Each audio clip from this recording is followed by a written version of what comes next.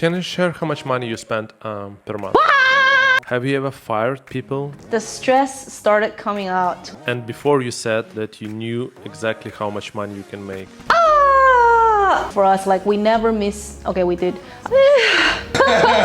Hey, this is Max Chernov, and today we're gonna talk to Lingyi, a founder of one of the most popular YouTube channels in Singapore. It's called WAH Banana, and currently it has 1.3 million subscribers and monthly viewership of up to 10 million views. Oh my god, a few years back Lingyi was in the corporate world. Now she has WAH Banana, a team of celebrity creators and lots of joke scripts in her head. During the interview we discussed YouTube and Instagram monetization, social media trends and how to start and run a successful comedy channel. Enjoy!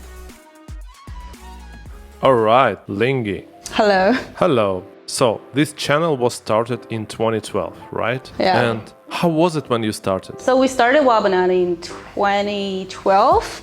It was because we worked for a company called Garena back then. It's a gaming company, and WAH Banana was a fun project that was given to us because we were making like comedy but video gaming related content. And my boss one day told me that he was like, why don't you guys make something that's more suitable for the general mass audience? So that's when we were given this fun project, and then it just got really popular.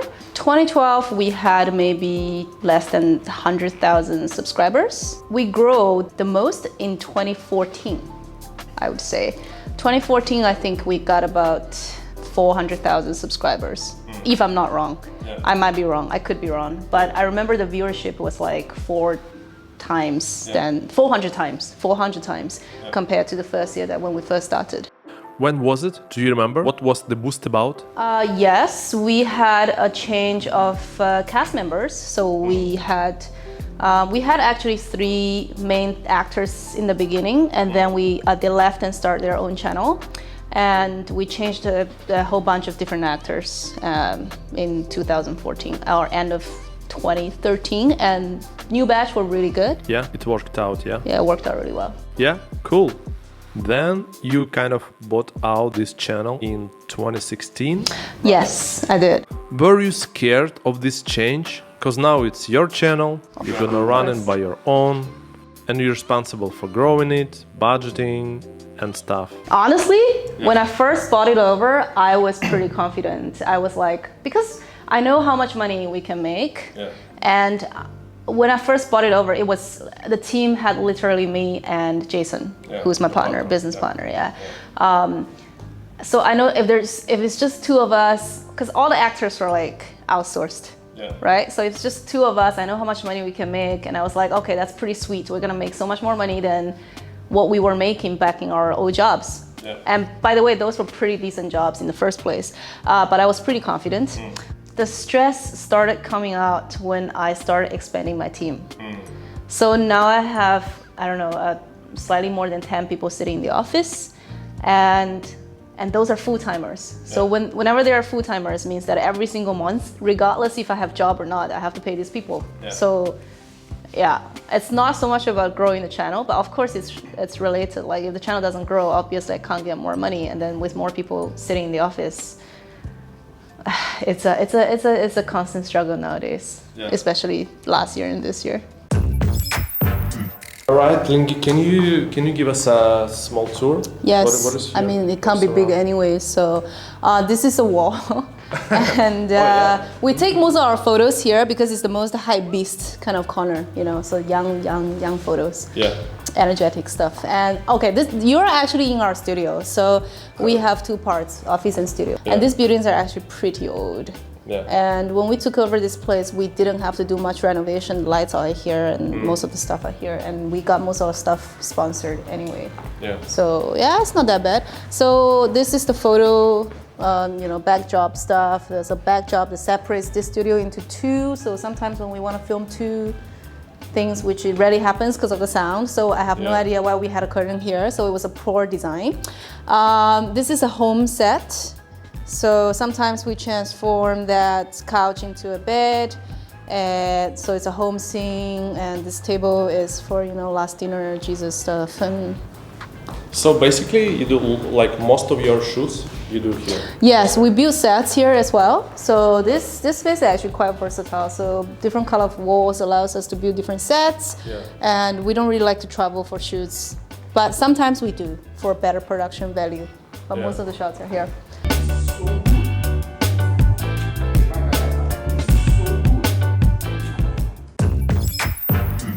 And before you said that you knew exactly how much money you can make out of AdSense revenue, or? No, AdSense is never like a big thing for us because it's a comedy channel, right? Views are not so expensive compared to like business niche. I don't know, but I know roughly that I know if we were a YouTube channel in the States, we definitely get way more AdSense money because most of our audience are still Singaporeans, Malaysians, and the AdSense per user, per audience in Singapore and Malaysia, I wouldn't say it's like really high. It's like $1 plus. Dollar plus. Yeah. CPM or RPM? CPM. Is this CPM? So should be RPM, I guess. For 1,000 views. For real 1,000 views. Meaning we don't count AdSense like that. Okay. So we get paid AdSense. I don't know if it's different in different countries, but I know how we get paid AdSense is whenever somebody finish a shoot, like a video, the pre-roll ad, or when they click an ad, so we get paid. So Singaporeans or Singapore audience are not as expensive as the let's say American audience or European audience. Actually, it's a good question because like the richest countries get the better CPM or RPM. So AdSense money. For example, Australia, UK. Australia is pretty high as well. Singapore also should be. It's not low. I wouldn't say it's low, but it's definitely not as high as those countries. And we also have a lot of for a period of time there were lots of Indian audience, and the pay was just so low per audience, and we were just like, gosh, like advertisers. Can you explain the business model? You have clients who want to be like do sponsorships in your video, and the clients who just want a separate video on their own platforms, right? So can you give us a split? How much you get from every revenue stream? What's the golden era? So YouTube during the golden era, I call it the golden era. What's the golden era? Probably when we first started. No, when we first started it wasn't the golden era. Probably from year 2014 to year 2018, I would say those golden eras. So everybody's paying for branded videos on YouTube, and back then branded content on YouTube is our cash cow. So we don't have to do anything else, and those could be 100% of our revenue stream. But brands are paying less and less now. So we do quite a bit of commission work or video content. Basically, so here in my company, we function as a production house which has a platform. So people come to us to make videos, like TV channels like MediaCorp in Singapore, which is a broadcasting company. They will hire us to produce content for them. Those content then sit on their platform. And some clients hire us to make video productions that sit on their own platforms as well, or some would like to utilize our platform because we do have lots of audience. So the split right now, I would say branded content has dropped below 40% of our total revenue. So we have branded content, commission work, which is videos that does not sit on platforms. We also run social media marketing, which is a lot of, you know what I mean, social media marketing, which is hire our talents to do their social media campaigns. Yeah. I would say 40, 30, 30, or 40, 40, 20, something like that. So this is our office space. All the editors are here, creative team is over there, pantry as usual, and we shoot here as well for like office scenes. And we have a room that's empty. It's like a small meeting room. We have transformed that room to like spaceship, prism, library. So this room is very versatile as well. So a lot of dungeon stuff is done here. But as you can see, it's messy as fuck. Do you plan like to expand out of Singapore, or what could be your next step? But I'm interested more in terms of audience, because you have like Singaporean humor. Singaporean jokes. I'm a big fan actually. Oh, really? Thank you. I've been watching WAH Banana for like 6 months, I think, because I want to understand the cultural aspect of humor in Singapore. So I don't know, if you want to bring American audience, you probably need to be understood. So it's different type of comedy. Yeah, exactly. So our current audience demo is like 40% Singaporean. Yeah. So our top 5 countries are Singapore, Malaysia, Indonesia, Australia, and the Philippines, if I remember it correctly. I wouldn't say that we have the advantage to go to countries like the States or UK. You know, first of all, we need to go to countries that speaks English or a little bit of English. I think we're pretty strong in countries that speaks multi-languages, like India, like Indonesia, like Philippines, because everybody speaks a little bit of English, but not, it's not necessarily their mother tongue. Similarly, in Singapore and Malaysia, yes, Singaporeans speak English, but everybody has a mother tongue. So I think our humor is unique in a way that it's expressed in a simplified, there's not much of wordplay. So the humors are easy to understand. Your grandmother can understand it, your kid can understand it. So that's, I think, our niche, that our humor can be universally understood as long as you speak a little bit of English. So regarding your question, which is expanding to countries, right? We do have clients from China, surprisingly, because some of our content were like downloaded and redubbed into Chinese and subtitled in Chinese, and those were published in like Taiwan or China. So I suppose those clients saw us, so they came to us, they hire us to make some sort of ad for them, or they like our creativity, so they hire us to make some commercials for their products. But audience-wise, I think we are already somewhat in different countries, especially in Southeast Asia and Australia. So you do mainly like comedy, right? So on the second channel you do more like vlogs, behind the scenes, more like live type of content. I would say our main channel is purely comedy, and our second channel is game shows. So we're trying to revamp the second channel into a show channel. So it's gonna be like seasonal shows, like reality shows, game shows on second channel. Yesterday I spent like few hours researching a Singaporean YouTube market, and it feels like most of the channels doing either comedy or like talk shows basically, but not much on like business niche, not much like on productivity. In the US there are lots of channels about like personal finance, about business, this kind of thing. You think it's because of specific interests of the audience in Singapore? Or it's just because local YouTube is not there yet? I'm not sure if it's a limitation on the audience interest, because if there isn't such content, there wouldn't be that kind of interest in the first place. So you're right. I haven't seen any content like that in Singapore. Business niche or self-efficiency. I personally don't really watch content like that.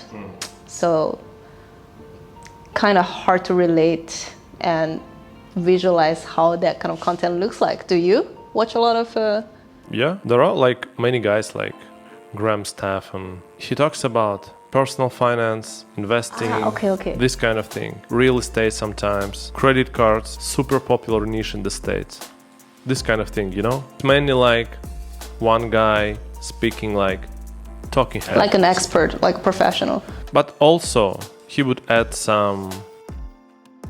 his personal story also, not like expert only, like a teacher, but a mix of expert and real human being. I don't know, I think maybe it's a user habit talking about it. I think Singaporean audience, they know YouTube as a place for comedy or content that you watch during your free time when you want to relax. Also, I mean, everybody uses YouTube as a tool to find any kind of thing they want, right? But I do think the question you just asked, I think has a lot to do with audience preference. I think Singaporean audience, if they want professional advice like that, like what you just mentioned, there are other options for them. There's CNA, tailor-made content for them, which is also video on demand. It's not necessarily live on TV, it's also VOD, and there are lots of articles and websites that gives that kind of information. So, yeah. Yeah. Do you have clients coming to your office? Discussing? Not so much after deals? COVID. Nowadays it's online anyway. Yeah. But I did have a few of them, let's say maybe less than 10 clients who has visited this office. Yeah. Normally, no need. Normally online. Yeah, I would prefer online actually. But okay, in person is definitely better in my opinion for me. But it's, you know, COVID and all that, it sucks. And even if I have clients, I bring them to the studio instead of like, not this room. This room is bad. Yeah, it's bad. And then we have an interesting room here, which is our prop room. And equipment. Oh yeah, that's super cool. Some cameras here, a lot of things are there in the studio. Then we have fake cake. We try to do a prank with strangers. Oh yeah. So we were holding this cake, just walking on the corridor, and then we were just like, oh! And then everybody was just like, oh! Oh, that's so good. And we got this from Taobao, obviously. Yeah. Which is the Chinese e-commerce. You also have a whiskey in that room. I was about to try it. Yeah, don't. It's like red tea. Whiskey. I would drink a whiskey too. That's why I don't keep them in my office. What's your favorite drink? Gin and tonic, I guess. Really? Yeah. Okay. Yours? Whiskey. Scotch. Scotch. What's your strategy behind growing audience and views? Do you have any particular strategies or just do more like sexy thumbnails? Right, sexy thumbnail was never a theme, but I did put on this dress today just so that I can get more followers on IG, and also Max said that I should show respect to the audience, so hope you like it.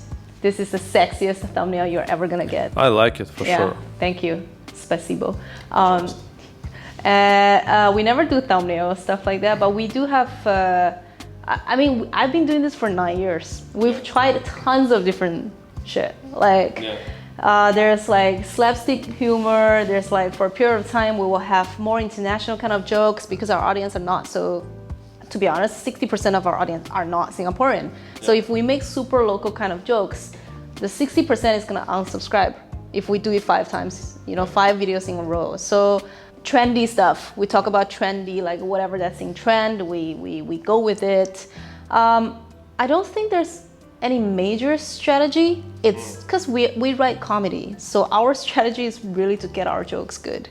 And if a video doesn't work, it's either our jokes are not good or there's actually no other reason. We already have a huge base. We don't really have excuses. Okay, so you just need to be like professional every single time and views will be there. Yeah, like a discipline, I mean, I think it's a very important thing for us. Like we never miss, okay, we did a few times, but 9 years, less than, say, I used to say less than 5 times, so say in the past 9 years, maybe less than 10 times that we missed a weekly upload. Like we say, okay, we take a break this week. But that's like once per year. I think we are pretty disciplined. So every single week we put out a video. And nowadays, like we put up 3-4 videos a week. So discipline is definitely a very important strategy. How's your production process looks like? So we need to brainstorm first to get a big idea first. For example, Russian versus Singaporean, let's say. So the creative team will come to an agreement to, okay, this is the big idea that we're gonna do. And one writer from a creative team will be in charge of writing a slightly more detailed structure of the script. Without detailed lines, just a structure first. And maybe 2 more writers or myself, we will go through that structure, see if we're okay with the direction of that video. Once direction is okay, then this writer will take some more time to write out the script. Once the script is out, proofread it with, let's say, another 2, most of the time 3 parties are involved in approving the script. Once the script is approved, I do the casting. So I cast my actors that's not in the office or in the office, and once casting is done, we give the script to the producer. Producer then do a PPM pre-production meeting, and then we film, and then we edit. Fastest we can do is within a week, or within 2 days actually. You have creative team. Do they only write scripts, or they also can be in videos as actors? We do have a group of external actors that we cast. And we have an unspoken rule that we rarely cast a lot of writers at the same time. It's more like running a business, right? If I hire you to be a writer, I expect you to be a writer. If you're acting on set too often, then you won't get the time to do your writing. And also, I mean, but I'm okay with if, for example, if I wrote a script, I believe I'm the only person who can play the lead role. I'm okay with the writer. Like anti-role, right? Sorry about that. Stop filming. Yeah. You guys need to get out. It's looking very mature, all grown up. Thank you, Auntie Lee. Hey, your hairline looks exactly like your father's. Control M. Auntie Rose are, they're the hottest because even Uncle Rose, nobody wants to play those. And like everybody in the office is younger than me. And they're tiny, like all my actors, they're tiny and they're super young. Like there's no way they can play the Auntie role. And so yeah, I will have to play all these Auntie roles, yeah. How do you say auntie in Russian? Babushka, tetushka. Babushka. Often, yes. What's your main like challenges if we speak about your team? Hiring, choosing people, training people. Cause like I have my own business also. I have like 35 people in my team and it's difficult to find right people. It's so hard, it's impossible, especially for comedy. Like, because I started everything by doing everything myself, right? So obviously at the beginning, my biggest challenge is I have too much of expectation. I expect this person I hire can be like me, who can write, who can deal with clients, who has a good sense of storytelling and all that. And it's impossible because nobody has experience in this industry in Singapore at the very beginning. So, and especially for comedy, like it's very subjective. Like whatever joke you tell, I might not like it, right? But I or the person need to have a good sense to tell that, okay, although I don't like that joke, but that joke might work with audience. So that particular sense, I honestly don't think any young, say, graduates or anybody is school trained for that. I don't think the market has enough talents for that. So that's the biggest challenge. Now the challenge is the same. I think it's the same. To hire somebody who has a good sense and good sense of humor, and who also know what this industry is about. It's hard. Yeah, and Singapore is very expensive to hire. Oh yeah, I know already. Yeah. Your team is in Russia or in Singapore? They are all around the world, mainly in Russia, Ukraine, Kazakhstan as well. How do you manage that? They're all over the world. We started in 2014 and we started as a remote team. It was only me and then we became a team. So now everyone is so used to it. That's nice because I've been thinking about getting talents, for example, editors from Philippines or from Malaysia because one much cheaper. Two, they're not they're good. Yeah, they are actually good. So, and even Chinese editors, they're very used to the show format that we're doing now. So, but it's just that, of course, one, I want to create more jobs for locals. Two, it's much easier if I sit in the office with. How many brand deals do you have like per month? Oof, that really depends. Like this month we're swamped. Like during COVID, it was horrible. Zero. Like it's just like zero. And we took a lot of commission work and some government jobs during COVID, like last year. So this year, like this month, we are pretty crazy. I'd say 5, 6, something like that. So you think market is like picking up now? I don't think so. I actually think the clients are more conservative this year because of COVID, because they have seen what could happen. So I believe they are more tight on their budget at the moment, or more cautious when it comes to spending. And also the whole dynamic of, because we're big on YouTube, right? The whole dynamic of online digital content consumption has changed, especially with Netflix, with Disney Plus, Amazon Prime. This premium content are killing YouTube, and also TikTok, Instagram, short form user generated content are killing YouTube creators. So I do see a shift in that. And I believe if I am a brand, I probably will think now, is it right to hire owning YouTubers, or should I spend more money on different platforms? So I would say it's not gonna be as great from now onwards. You say that TikTok and Instagram are killing YouTube, but on the other side, if you are a content creator and you're like picking up your own YouTube, then your audience will go to your Instagram, they will go also to your TikTok, and so now you have audience on different platforms. I don't know how it works for you guys, but you know there are like labels, music labels. So they grow talent, and then at some point they keep every like 50%, 70% of all the deals on every platform. Would it work for you like that? First of all, I don't think our audience, 100% of our audience translate from YouTube to IG to TikTok. If you look at our numbers and if you look at the kind of content that we put on different platforms, I don't think the users are the same. And I think that the viewing habit is a little bit different as well. Like, that's one. And two is you're talking about music labels, right? That's interesting because like, that's something that because I'm a pretty chilled person when it comes to talent management. Our talents, they are the faces of the channel. Like not necessarily myself, I have way more famous talents who act for us. And we never sign them. Put it simply that way is we don't really want to manage talents because it's a tough job to do and it creates a lot of conflicts, and it's just the nature of that job is conflicts pretty much. So we didn't want to do that. But we might have to do that soon because digital marketing, influencer marketing is huge.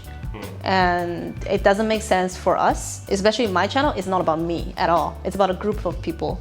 If we make somebody famous, like let's say a new actor or a new actress famous, there's no reason for us to make you famous, basically, if you can't give us anything in return.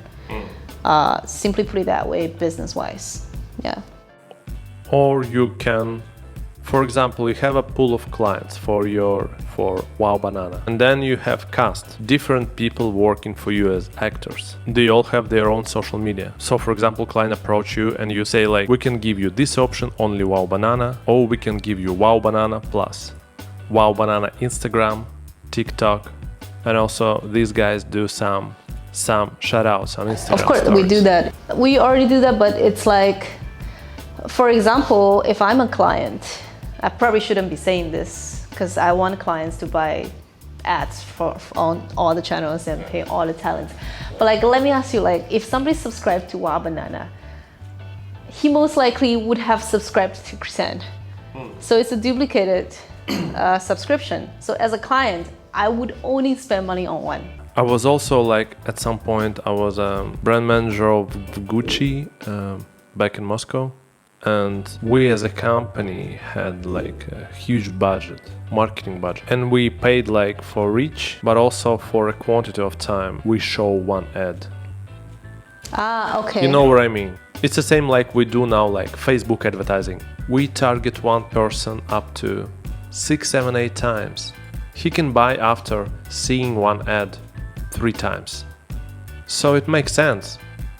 You don't double the cost. Pay me 30% more or 40% more. That's how I sell my stuff to my clients. I said you want repeated reach because people might not see them the first time, but if they see 5 times, they might actually buy it. That's what I say. But it depends on how mature the marketing or it is in this particular client's company. Because most clients, in my opinion, they only care about their KPIs, which is reach, and views or whatever, stuff like that. They don't really care about repeated views or reach. Yeah.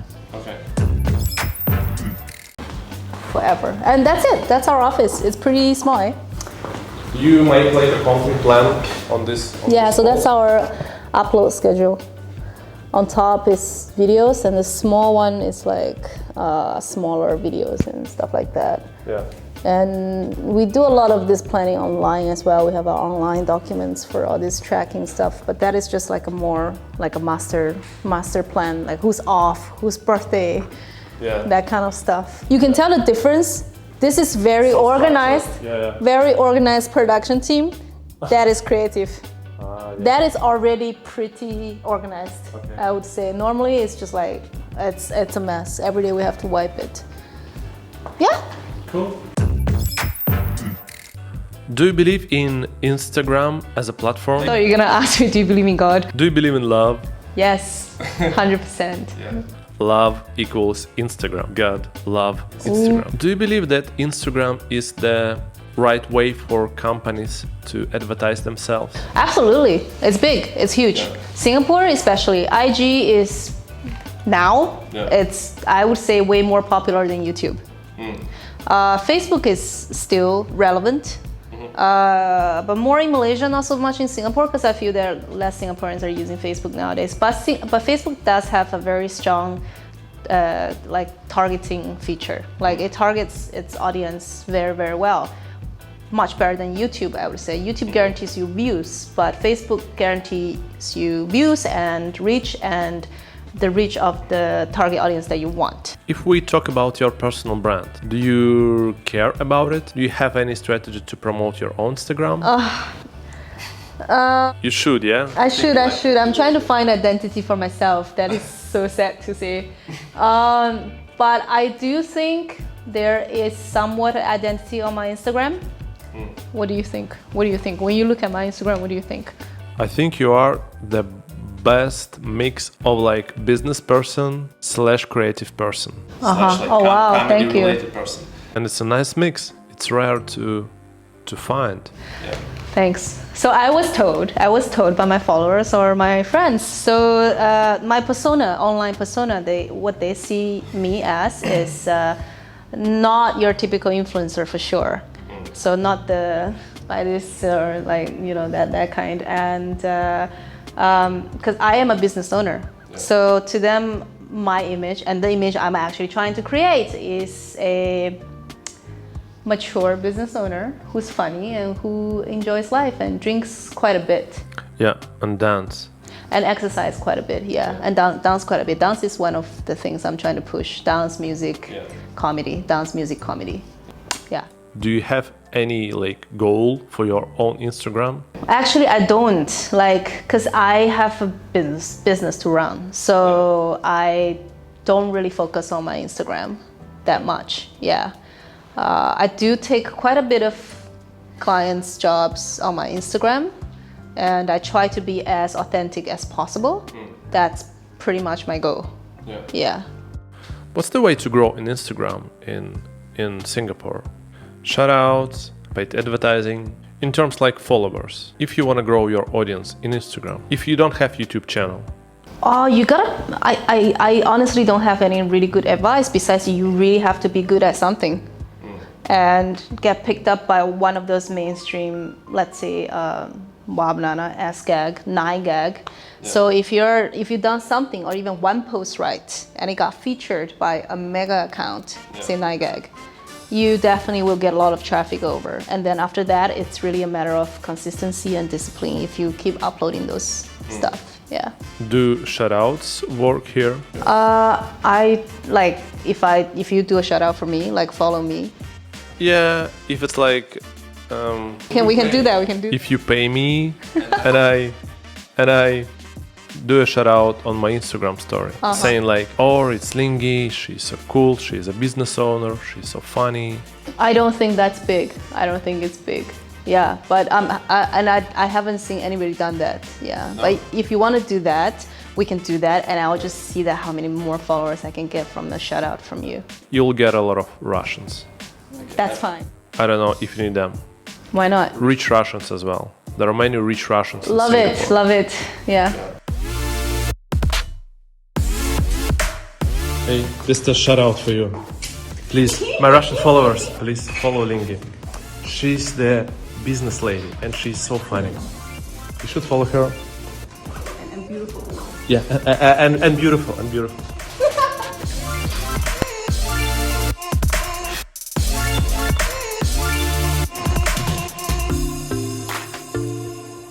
Russian-speaking followers, спасибо всем моим новым подписчикам. Can you share how much money you spent per month? Oh my God. Including everything? Yes, please. I have a mortgage to pay, okay, so it's quite a bit. Give us a split. Okay, how much you pay for your mortgage? 2-3K. 2-3K, yeah. Okay, I think not much. I wouldn't say I spend a lot of money per month. Say How much for drinks? drinks and going out quite a bit. I think I spend most of my money on that. So right, average 6-7K a month in total. 6-7K. That's not that much, is it? It's alright. What's your typical going out thing? You go to a nice restaurant or to a bar? Yeah, I go to a restaurant and then a bar, but now there's this COVID thing, 10:30 thing. So normally it's just one place. Yeah. So one place, I don't really have to go to very fancy restaurants because I just don't. But an average restaurant, I would say, let's say $250 Sing per person, that kind of thing. Yeah. Sometimes I pay for people. Because you have talents who just starting out, so you help them. Oh, I don't hang out with my talents. Are you friends with any of your talents? Friends, yes. Family even. But I try my best not to hang out with them as much as possible. Yeah. Because I feel that when I'm so connected to a person, it's very hard for me to be rational, making business decisions. And it's very hard for me to be rational when it comes to, especially when it comes to, as much as I look pretty strong and independent, I'm pretty soft. So sometimes I'm not happy with somebody's work, and then because I'm close to them, I couldn't bring myself to say it. Yeah. And I think it's a big problem. Yeah. So that's why I don't hang out with them. Also, they don't drink much, so. Have you ever fired people? Yeah. Was it so difficult for you? Or Yes, firing people it's never easy. There's zero satisfaction unless that person really is shit and is just nicely stepping on your toes, then it's easy. Otherwise, it's never easy. Yeah, but I've done a job before. Like I had to fire about 100 people within 2 weeks. 100 people? Within 1 week, actually. 100 people within one. Back in Garina? No? Yeah? That's a lot. Yeah, that was sad. That was devastating for me. Yeah. So you don't hang out much with your talents? No, it's a personal rule. Yeah, no. All right. Do you have a clash of being like comedy actor and running business at the same time? Because being an actor is like creative kind of job. I think so. I think it's a struggle. It's like every day my brain, two of them would fight. The business side would say that, all right, just don't write, don't spend too much time on creatives, or don't get too emotional over this, or this, don't trust too much, or blah blah blah, giving very that kind of business suggestions. And my creative side is just like, we just flow with this. We don't need a proposal. We don't need a stats. We just like, how do you feel? Do you feel good with this? Yeah, it's a constant struggle. Yeah. Do you regret anything about past 9 years of doing like this business? I would say I wish I had, I don't know if it's a regret. So I think it's safe to say that my life in the past few years, not this year, not last year, before last year, was ever since I bought WAH Banana, bought the brand, like ever since I started my own business, it's so easy for me. I take 60-day holiday a year. I travel most of the time. I don't have to care about a lot of stuff. I reject clients. It's just like small team size, enough jobs, good enough lives. Because I'm not really into, I don't really need a lot of money. I don't need a lot of materialistic stuff. I'm happy with very minimal stuff. But that was also the golden era of YouTube. So I didn't seize the opportunity to make as much money as I could and grow my team as much as I could during those years. And because of that, now I'm stressed. So you're gonna pay one day if you chill a bit too much. So I think I chilled a little bit too much in the past few years. That probably is a regret, but I also don't really regret that, because otherwise how are you gonna enjoy your life? So, Yeah, exactly. Thank you. пожалуйста, Спасибо. пожалуйста.